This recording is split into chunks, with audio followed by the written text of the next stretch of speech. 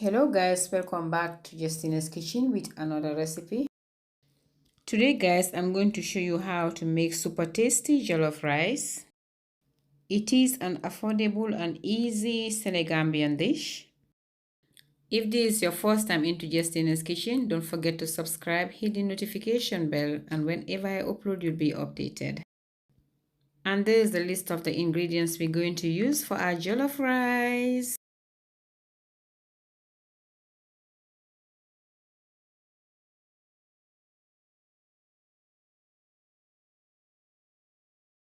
I have performed the necessary cleaning procedures on the fish. Employ parsley, black pepper, chili, salt, and garlic to stuff the fish. If you don't want to stuff the fish, you don't need to, just add in some salt and leave it as it is.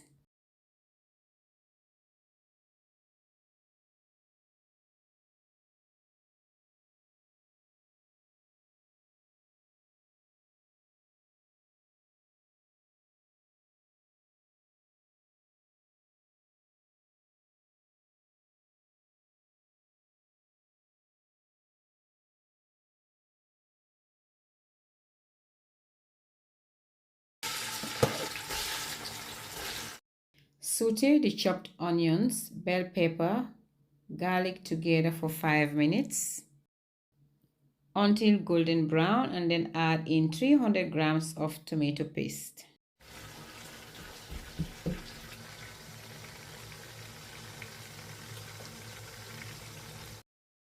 Saute the onions and the tomato paste until they are caramelized, and then add in 1 tin of crushed tomato.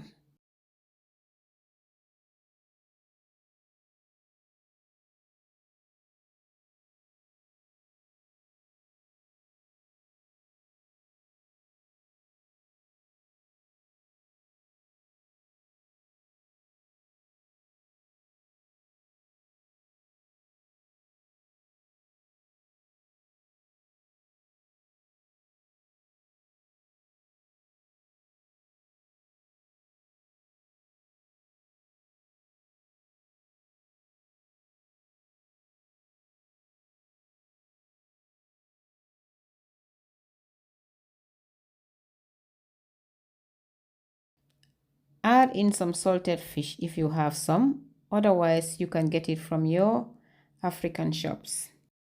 And I normally use salted fish just when I'm doing like fish jollof rice, but if I'm doing meat jollof rice, I don't add in salted fish. I'm now going to add in just the cabbage and the carrot first. And then we're going to leave them to cook for just about a few minutes, like 3 to 5 minutes.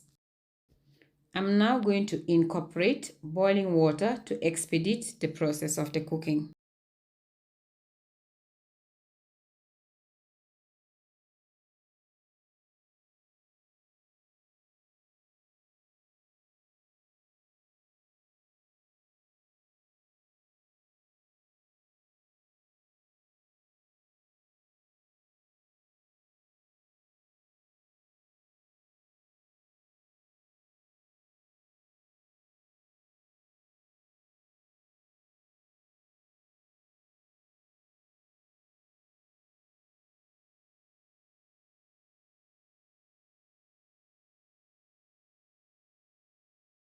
I'm going to add in 1 tablespoon of Nokoss. And guys, if you want to know what Nokoss is a culinary creation that combines the flavors of shallots, garlic, bell peppers, chili peppers, black pepper, and Maggi cubes. And all these ingredients are blended together to create a unique and flavorful seasoning. And wow guys, that's what make our jollof rice super tasty. I'm now going to add in 2 habanero peppers, and then we allow it to continue simmering until the vegetables are cooked. Wow guys, the kitchen is smelling so good. The aroma is just incredible. I just can't explain. And because it's smelling good, it's gonna taste so good also.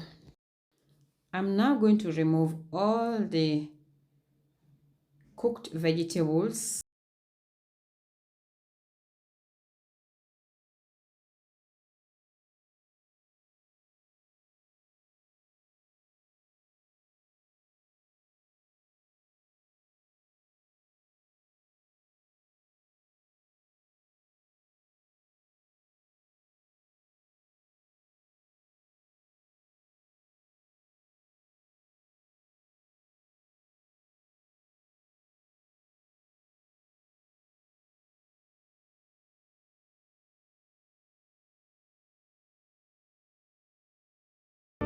After removing all the cooked vegetables, I'm going to add some of the sauce to the tamarind, and then after that we're going to add in the fish. You can fry the fish first before adding them into the sauce, or you can do it without frying. Today I'm going to do it without frying the fish. After doing all that, I'm going to add a moderate amount of sauce to the shrimp. Subsequently, steam the shrimps until they exhibit a pink coloration. If necessary, add a small quantity of salt. And then we let the sauce simmer until the fish is cooked.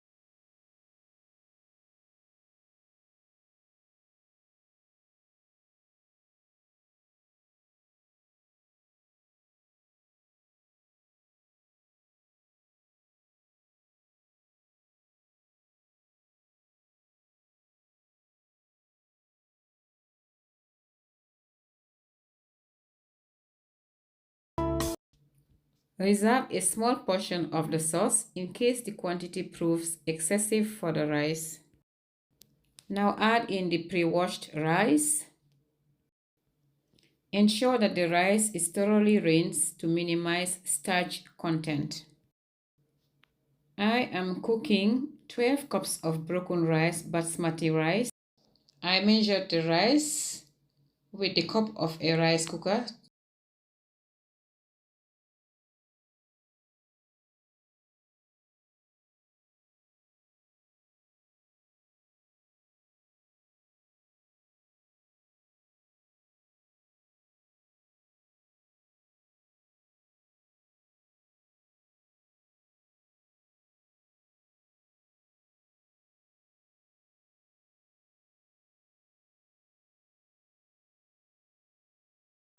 Ensure that you add salt or Maggi cube to taste if required. Cover the pot for 10 to 15 minutes. Let it cook on low heat so it won't burn. Turn the rice after 15 minutes. If not well done, add in the reserved sauce.